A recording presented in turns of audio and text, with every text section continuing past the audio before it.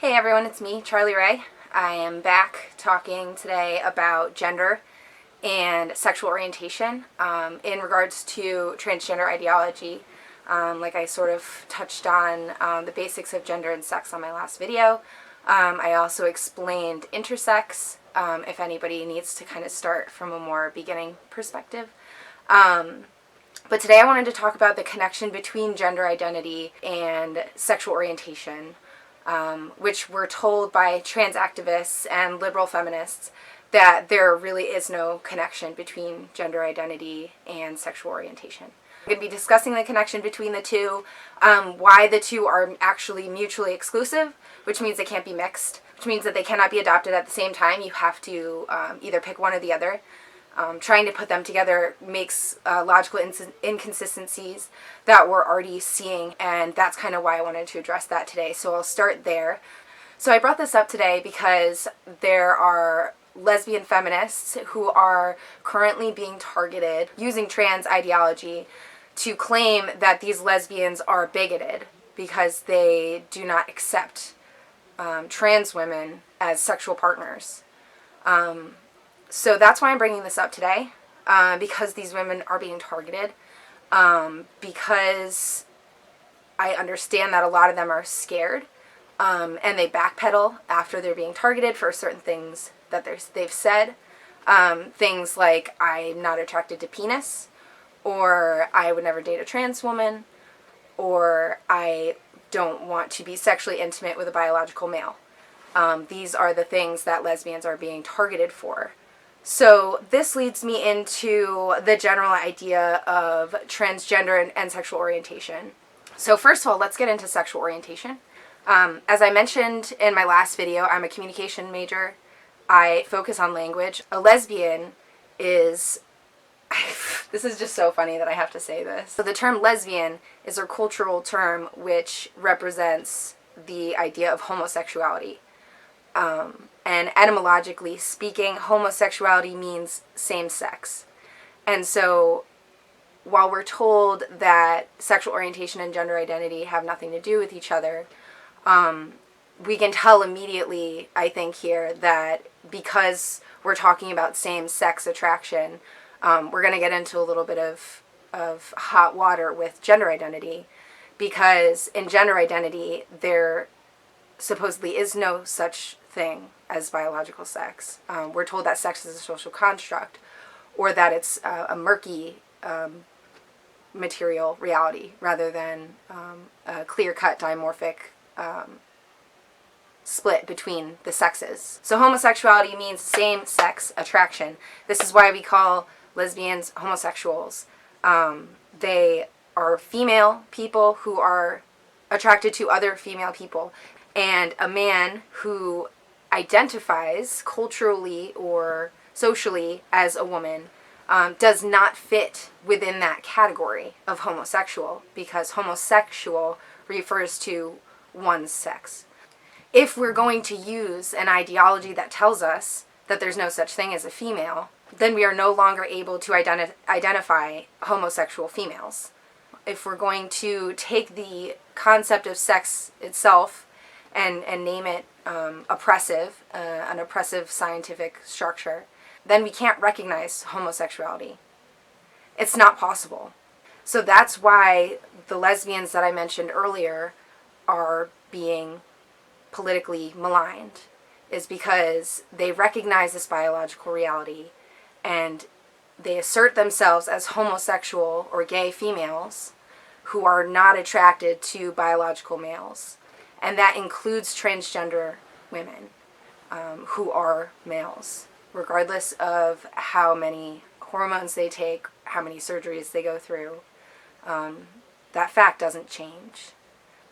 I think that becomes a little more obvious when we use the terms female and homosexual rather than lesbian and woman.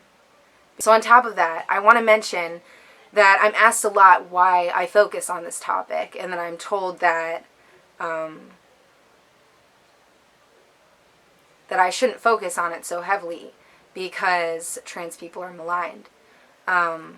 but But this is really, some of these things that I'm talking about here are really the roots of why I oppose this ideology.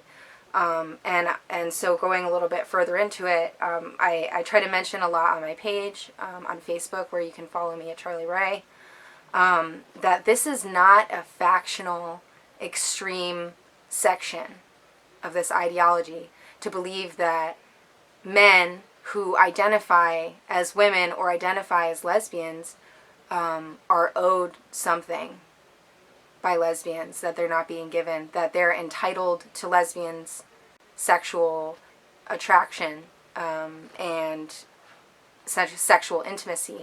This is a mainstream academic theory in transgender activism called the cotton ceiling, and it's taken seriously. Cotton representing the panties of lesbians that trans women cannot get into, and the ceiling is supposed to parallel that of the glass ceiling. So this is not little. This is not something that some people are kind of taking and running with this ideology. That's why the lesbians that I mentioned earlier are being targeted.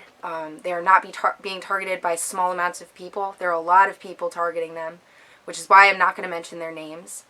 They're asking to be stepped down and to give up their life's work as lesbians because they do not accept penises.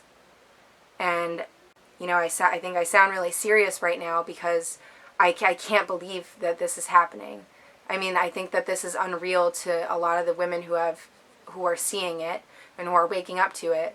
To have the left has a legitimate platform for biological males to coerce and guilt lesbians into accepting penises into their sexual agendas. This is quite clearly men's rights activism, and this is a product of transgender ideology. You cannot believe that men actually can become women, or that they somehow are women because they feel that way, and then find it logically consistent to disallow these men into lesbian spaces, which is why we cannot accept this ideology. It's okay to be a man who wants to be gender nonconforming, and what it's not okay to do is to take that gender nonconformity and that femininity that you have adopted and use it to call yourself a woman and demand sexual interactions with women because of it.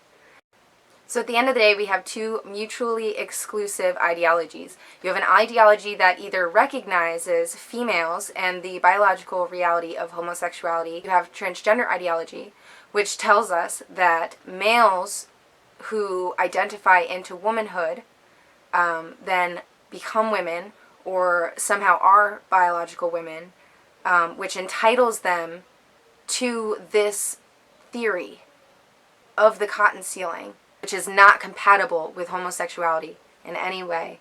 And if transgender people want to respect and support and become allies to their lesbian and gay brothers and sisters, they're going to have to accept that being lesbian and gay are sexual biological realities, that if you are a trans woman, you are still male, and that you are not entitled to anyone's sexual attention. And it, quite frankly, it is a very entitled male position to think that that is true, that any man would be entitled to a woman, particularly a lesbian who never in a million years would be interested in them, that they would be entitled to their bodies. So the last thing I wanted to talk about was the connection that this has to the word woman and the idea of womanhood, especially in reference to the way that Lacey Green used it when she referenced us nasty turfs at the end of her video, was that even though trans women are not biological females, they still should be accepted or somehow accepted or allowed to identify into womanhood. But the thing is that womanhood is not an identity that can be opted into, and giving biological males access to even marginal parts of the so-called identity of womanhood goes against transgender theory. because according to their logic, this creates a caste system wherein trans women are not considered real women and not accepting trans women as women, which is the mantra. So it's not okay on this topic to take a more centrist position or to grant trans women certain aspects of womanhood, because if they're not given the same things that natal women, biological women, formerly just known as women, are given, then they're said to be oppressed. Transgender theory posits that we are not allowed to create this caste system, that transgender women should have access to everything that females do, that there should be no hierarchy. And to bring this all full circle, that's the reason why it's not okay to grant trans women access to womanhood, but not lesbianism, because lesbianism is an aspect of womanhood. And that's why lesbians are targeted for saying that they do not accept trans women, because they're enforcing this hierarchy, that trans women are not women, when we're told to accept that they are. So I'll be coming out with more videos in the future, probably about this topic, such as how gender identity laws affect females, what trans activism has to do with feminism, and intersectionality. In the meantime, you can always go to Facebook and find Ask Radical Feminists and ask me some questions.